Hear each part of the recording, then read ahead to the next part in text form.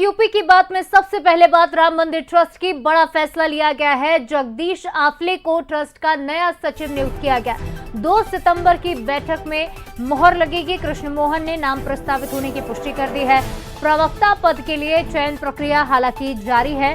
राम मंदिर निर्माण में अहम भूमिका निभाने वाले इन्हें अब नया जिम्मा सौंपा गया। सीईओ पद के लिए 5200 आवेदन पहुंचे हैं। आपको बता दें कि राम मंदिर ट्रस्ट ने बड़ा फैसला लेते हुए जगदीश आफले को नए सचिव के तौर पर नियुक्त किया। इस खबर पर ज्यादा जानकारी लेंगे, ज्यादा बातचीत करेंगे। हमारे साथ विशेष संवाददाता आलोक राय जुड़ रहे हैं।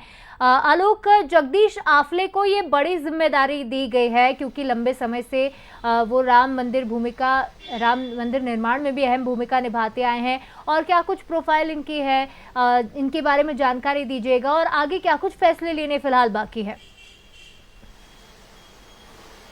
बिल्कुल शिवालिका, एक बड़ा अपडेट आया है राम मंदिर से। और जो श्री राम जन्मभूमि तीर्थ क्षेत्र ट्रस्ट है उसने एक बड़ा फैसला लिया है। और जो अंतरिम महासचिव हैं कृष्ण मोहन, उन्होंने भी इसकी पुष्टि की है कि ट्रस्ट में एक सचिव का पद जो है बनाया गया है।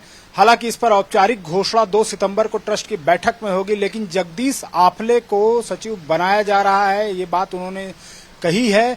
और जगदीश आफले बेसिकली इंजीनियरिंग बैकग्राउंड से आते हैं और जब से राम मंदिर का निर्माण शुरू हुआ तब से वो प्रोजेक्ट मैनेजर के रूप में वहां पूरा निर्माण कार्य देख रहे हैं, अपनी सेवाएं दे रहे हैं। और ये भी बताया गया है कि जो पूर्व महासचिव हैं थे चंपत राय, उनके ये काफी करीबी हैं, काफी विश्वसनीय हैं।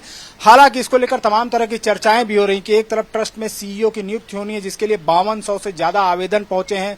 दूसरी तरफ सुप्रीम कोर्ट के निर्देश पर उत्तर प्रदेश सरकार ने 3 आईपीएस अधिकारियों की एक नई एसआईटी बनाई है जिसमें सुप्रीम कोर्ट ने एक सीए और एक फॉरेंसिक ऑडिटर रखने का भी निर्देश दिया था।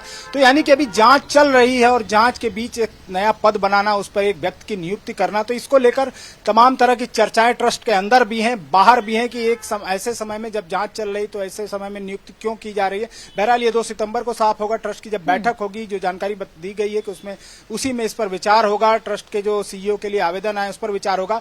लेकिन ये खबर कहीं न कहीं जो है ट्रस्ट की तरफ से ही बताई गई कि जगदीश आफले जो है, जो वहीं रह रहे हैं, अपनी पत्नी के साथ वहीं रहते हैं। इन्होंने एमटेक बीटेक किया हुआ है, तमाम मल्टीनेशनल कंपनियों में भी रहे, विदेशों में, विदेशी कंपनियों में भी इन्होंने काम किया।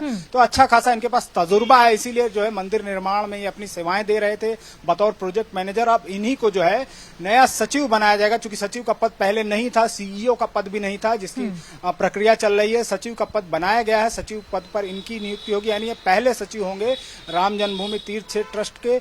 और लेकिन इसीलिए कहीं ना कहीं इस पर जो है विवाद भी अब हो रहा है कि जब जांच प्रक्रिया चल रही है, एक एसआईटी पहले जांच कर रही थी, उसने अंतिम रिपोर्ट सौंप दी। दूसरी एसआईटी जो है बनाई गई है जो सुप्रीम कोर्ट की निगरानी में जांच कर रही है। सुप्रीम कोर्ट ने स्टेटस रिपोर्ट भी मांगी है, उस पर अब अगली सुनवाई भी होगी। तो कहीं ना कहीं ऐसे समय में सचिव की जो नियुक्ति हुई है उस पर लेकर तमाम तरह की चर्चाएं हैं, ट्रस्ट में भी, ट्रस्ट के बाहर भी।